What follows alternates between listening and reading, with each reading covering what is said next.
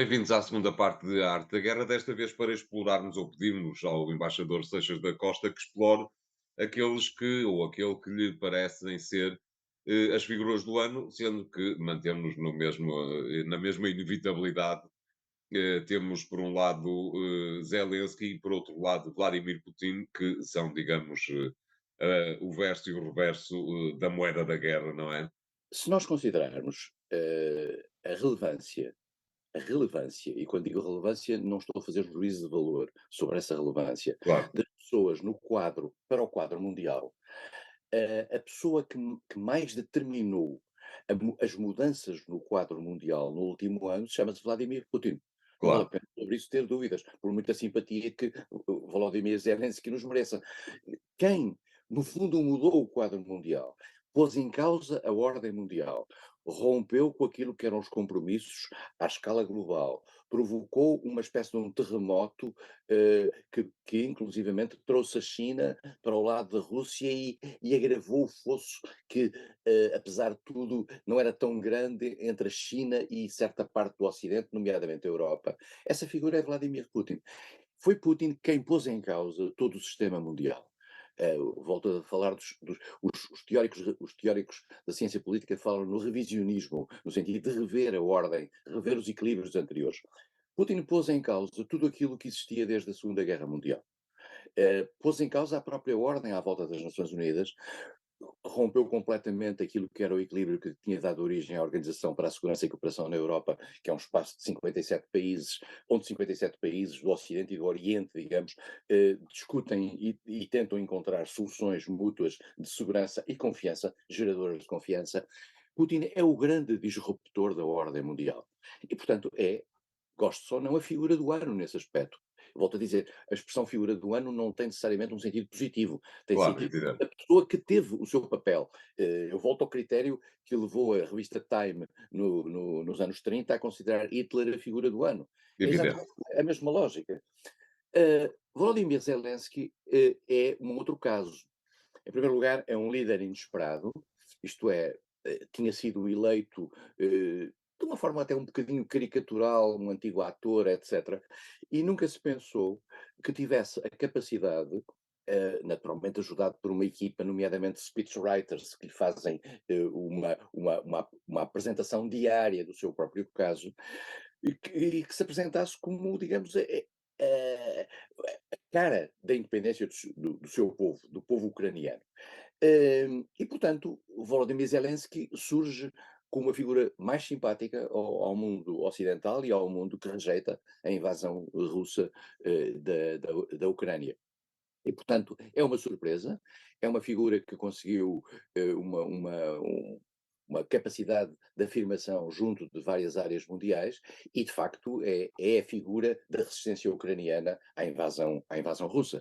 E tem esse mérito no plano mundial e julgo que a generalidade dos observadores e do mundo ocidental em particular, eu volto a dizer do mundo ocidental, porque nós vemos sempre estas coisas muito aos olhos da Europa e dos Estados Unidos. Nós temos que ter presente, e julgo que as pessoas em Portugal, nomeadamente na comunicação social, não têm presente, que em várias partes do mundo a guerra da Ucrânia não é lida e vista da mesma maneira que é na Europa. Eu não digo que seja aceita a invasão russa. A maioria destes países não tem uma grande simpatia pela invasão russa, mas não tem, por exemplo, uma grande simpatia também pela figura de Volodymyr Zelensky em muitas partes do mundo, muitas partes do terceiro mundo e desse mundo africano e asiático. E por isso mesmo é preciso percebermos que nós estamos muito condicionados por uma opinião europeia, que é aquela Claro. que é feita à luz dos nossos princípios e dos nossos valores. Mas outra parte do mundo não pensa assim. E, portanto, essas duas figuras são figuras fundamentais. Putin, o disruptor, Zelensky, digamos, o herói nacional de resistência. Mas Uhum. temos duas figuras internacionais muito importantes, que são, por um lado, Xi Jinping, que viu o seu processo de afirmação suave, lenta e eu diria quase silenciosa em termos de crescimento da China, rompido, de certa maneira, pela necessidade de tomar partido nesta guerra, o que lhe criou uma situação de grande incomodidade, em particular num ano que era o ano da sua própria consagração pela reentrada para mais um ciclo político que provavelmente só terá fim com o fim da sua vida. Mas Exato. Xi Jinping, além disso, tem um problema, é que a gestão feita do Covid-19 correu mal, chamada política de Covid zero, correu mal, decidiu ou não teve capacidade para vacinar toda a gente, e isso dá origem a ciclos sucessivos de reinício do Covid. Isso teve impactos muito grandes ao nível do crescimento da própria China e da capacidade da China de afirmação mundial, mas Xi Jinping, além do mais, está neste momento a titular o outro lado daquilo que é um confronto mundial que tem do outro lado dos Estados Unidos. E esses Estados Unidos apareceu uma surpresa, e essa surpresa chama-se Joe Biden. Joe Biden era um presidente fraco, como nós nos lembramos, que tinha sido, no fundo, uma espécie de média aritmética daquilo que o Partido Democrático Americano tinha conseguido garantir para poder derrotar Donald Trump. Era um homem que sabia que tinha uma grande experiência em matéria de política internacional, mas está fisicamente, claramente, debilitado. Não obstante isso, teve uma capacidade, eu diria, notável, no sentido de, em primeiro lugar, de afirmar o poder americano no mundo, particularmente depois, já nos esquecemos, depois da profunda humilhação que tinha sido a saída do Afeganistão, teve a capacidade de titular à escala global o apoio à Ucrânia e, com isso, titular, digamos, a contenção da Rússia, garantiu que que a União Europeia ficou atrás de si.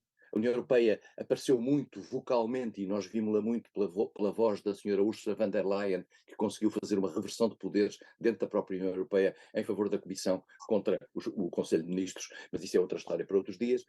E, no fundo, Biden coloca a senhora von der Leyen como a sua, digamos, colaboradora maior. E a União Europeia, que tinha pensado durante muito tempo garantir uma postura de independência face aos Estados Unidos, acaba por criar uma condição de enorme dependência, agravada mais por isto, porque ao ter que ficar sem o gás da Rússia, acaba por ficar com o gás americano, e que inclusivamente é pago pela Europa a 3 vezes o preço que pagam os consumidores americanos, e esta guerra, por isso, é um bom negócio também para os Estados Unidos, independentemente da venda de material de guerra, a venda do próprio gás.